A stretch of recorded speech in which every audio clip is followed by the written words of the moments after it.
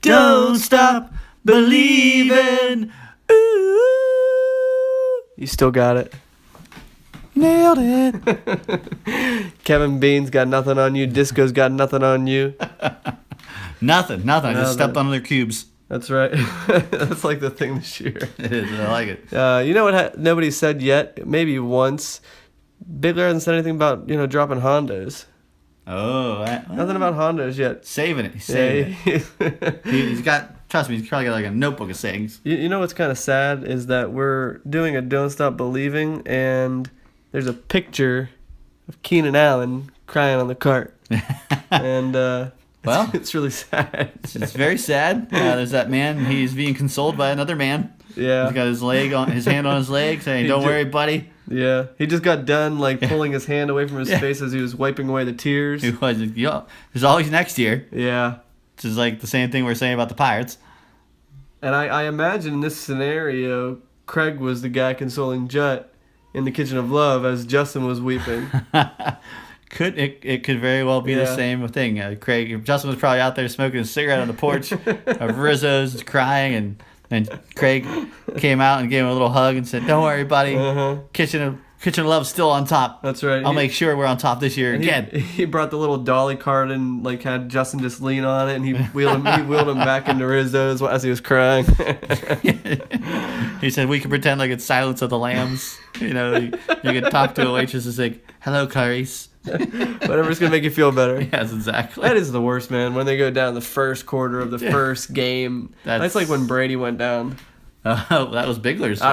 Sorry. Yeah. I couldn't remember who owned him. I really did forget. No, yeah, that was horrible. Bigler owned it, but to Bigler's credit, he soldiered on, and he pulled the wins out of his butt with different quarterbacks that I can't even remember the name of. JT O'Sullivan is coming to my mind right now. Yeah. But Bigler was probably the best person for the injury to happen to. But it's true. And I think that Bajork obviously made a great move by picking up the Tyrell Williamson or something. Something like that. His backup, more or less. So Rivers is going to be throwing the ball a ton. So who knows? Maybe this guy will be a breakout, and he'll be the perfect Keenan Allen replacement for the year. Do you think this helps out the Chargers offense, or how fantasy impact does it do for what? Is it a positive for Rivers? I think it's for a negative, don't you? Yeah, but is it positive for Woodhead? It could be, but I think it's going to be a negative for the offense overall. It all depends on what that Williamson guy does. If he can stretch the field, then it might go on. But Keenan, let's face it, Keenan Allen has great hands. That's basically saying AB goes down and is steal your toast. Is what's his name? Eli Strong going to step in? I refuse to call him his real name. It's Eli Strong forever. So there's no way that he's going to be able to make up for Keenan Allen. But there's not. Hopefully he'll be, a B version. Who Phillip Rivers? No. The Williamson or whatever his name is. Maybe he'll just be a good imitation of Keenan Allen and he'll get the job done. That's all you can hope for. True. Solid for Jutt, maybe a solid 15 points a week, 20 points a week if you're lucky. This is twice that's happened where Justin has lost. Well, last year before the draft, or before you can even declare a keeper, Justin had Jordy Nelson and lost him, so he didn't keep him. Man. But that actually helps me. Yeah. So I'm not complaining. And then this year, Keenan Allen, so it's boom, right off the bat, bang, bang. So Justin is a little distraught, I would imagine. Yeah, but don't stop believing. Probably muttering to himself. Yeah. Yeah, but don't stop believing, Jet. We got faith in you. Yeah. And, you not got the too win. Much faith for week 2. No. But, I have to say, I'm very relieved that I didn't draft Rivers. I don't remember who did. Who did? Craig Kubicki did. Oh, ouch. I actually did remember. I just want to say that. But once again, he is Jameis Winston. Yeah, that's true. But I'm sure you're glad you didn't keep Danny Woodhead in the 14th. I think I might have been able to get Kirk Cousins in the 9th or 10th. You think so? The way it was looking, by then, maybe. Yeah. Or else somebody might try to draft him as a spite. But as a backup, yeah. Yeah, but the fact...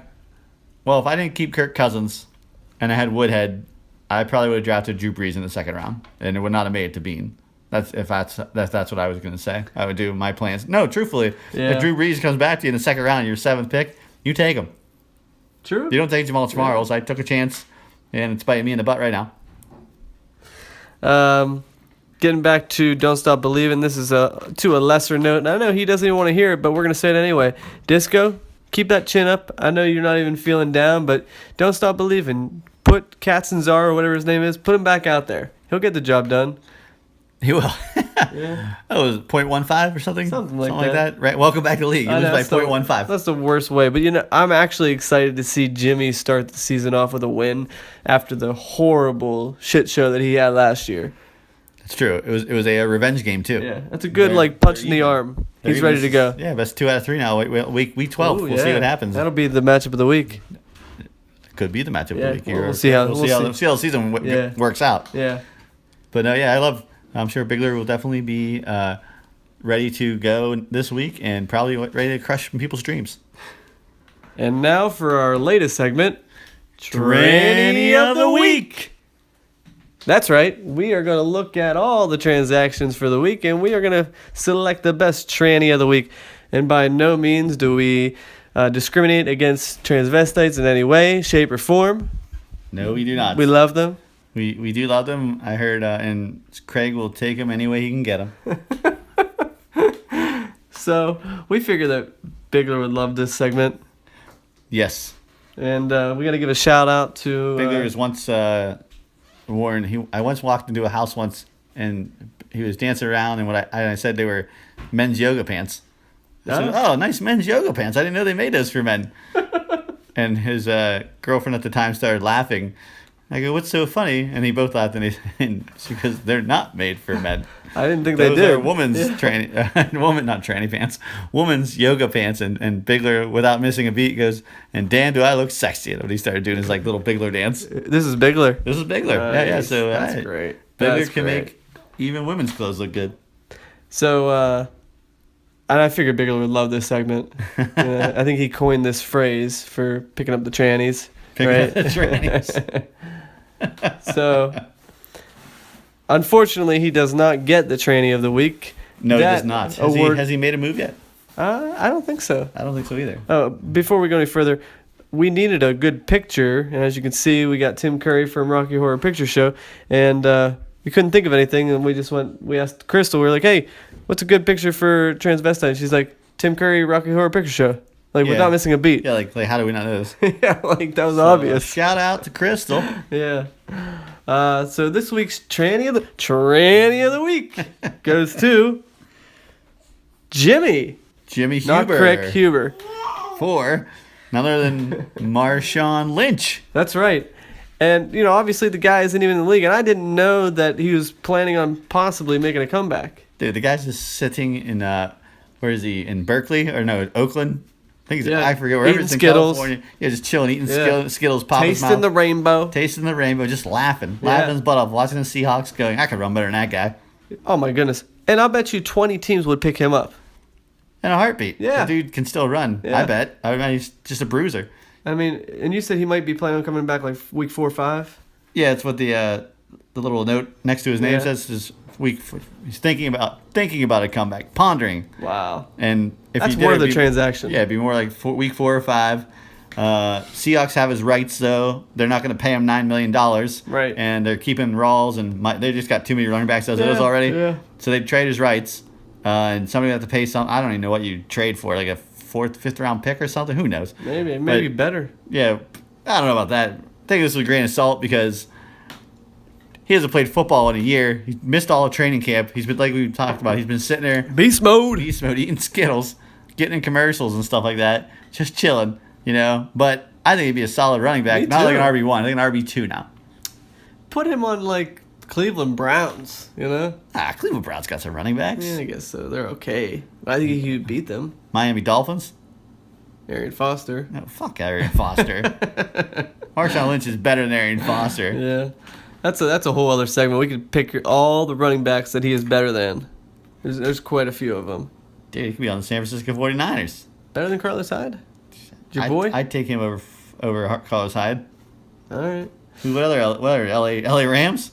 Todd Gurley? Gurley? That guy's a bum. Come on, all you can do is a stack of 10 deep. You can't keep doing it. Todd Gurley is like Marshawn Lynch Jr. Wow. I'm telling. I said this before. Todd Gurley ain't shit. It's kind of interesting because I think last year he only had 4 games where he's over 100 yards.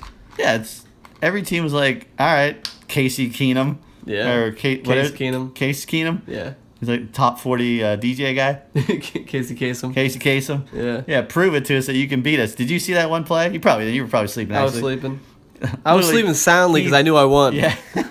He threw it to the receiver was there, literally standing still, and he threw it to the right of the receiver, right to a 49er. Wow. It was so bad.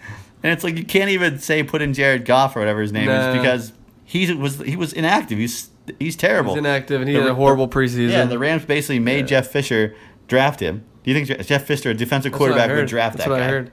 Hey, I took him 20th overall, 20th round. Well, why not? It's 20th overall, not first That'd overall. be crazy. Fisher's I'm saying I took him 20th round. Yeah, I know. But the only way Fisher's drafting a quarterback number 1 overall of his own power willingly is if it's Steve McNair again.